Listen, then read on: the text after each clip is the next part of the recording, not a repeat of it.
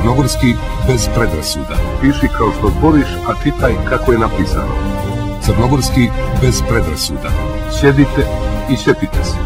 Smiri se, ne šerpaj. Crnogorski bez predrasuda. Na crnogorskom govornom području krajem 20. vijeka ekavizmi tipa sljedeći, posljednji, nasljednik i tako dalje nametani su kao ispravni. U savremenom crnogorskom jeziku takvi oblici nisu pravopisno dozvoljeni. Pravilni su jedino jekavski oblici tih riječi, na primjer sljedeći, posljednji, nasljednik i tako dalje.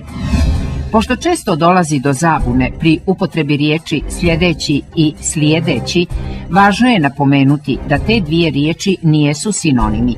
Prva ima pridjevsku funkciju i upotrebljava se u sintagmama tipa sljedeće zime.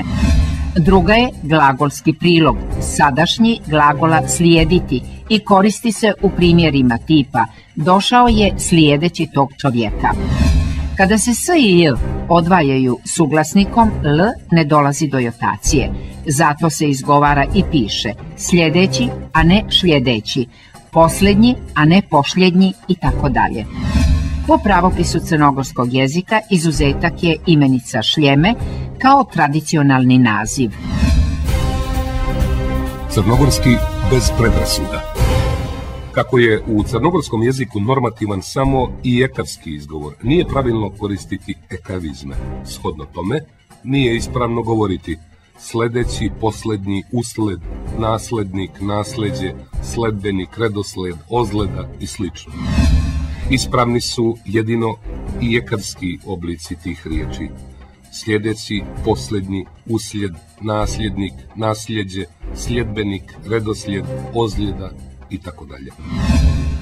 Oblici sljedeći i slijedeći nijesu sinonimi, odnosno nemaju isto značenje. Prvi ima pridjevsku funkciju, na primjer doći ću sljedećeg petka.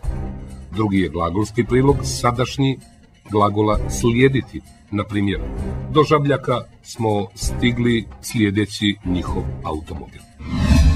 Kad se između s i j naglasi l, nema jotacije. Tako se govori i piše sljedeći, a ne šljedeći, nasljednik, a ne našljednik, sljedbenik, a ne šljedbenik, posljednji, a ne pošljednji i tako dalje. Crnogorski bez predrasuda. Podržavam sve što je za Crnu Goru. Da to ide na način kao što su svi uzeli nazivom država, nazivi jezika.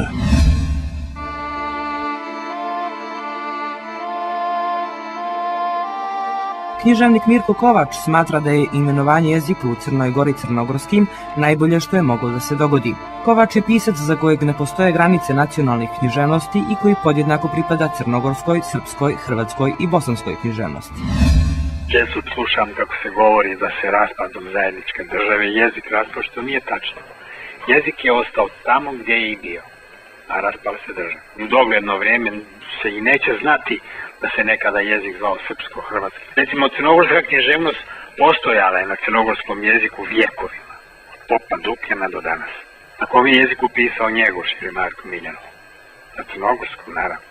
Mislim da jedan intelektualac ili jedan pisac ne bi nikad smio ironizirati drugi jezik, drugo narečje, jezik drugog, kao ni drugog.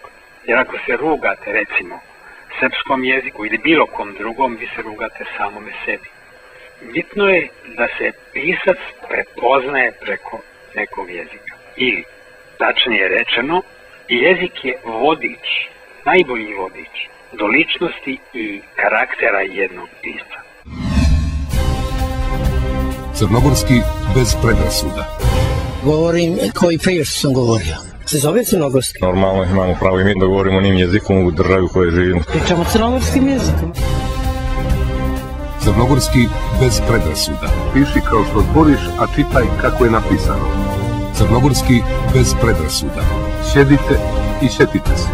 Smiri se, ne šerpaj. Crnogorski bez predrasuda.